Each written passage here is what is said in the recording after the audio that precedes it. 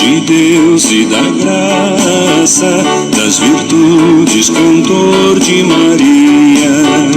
coração de pureza sem jaça, Santo Antônio protege e nos guia,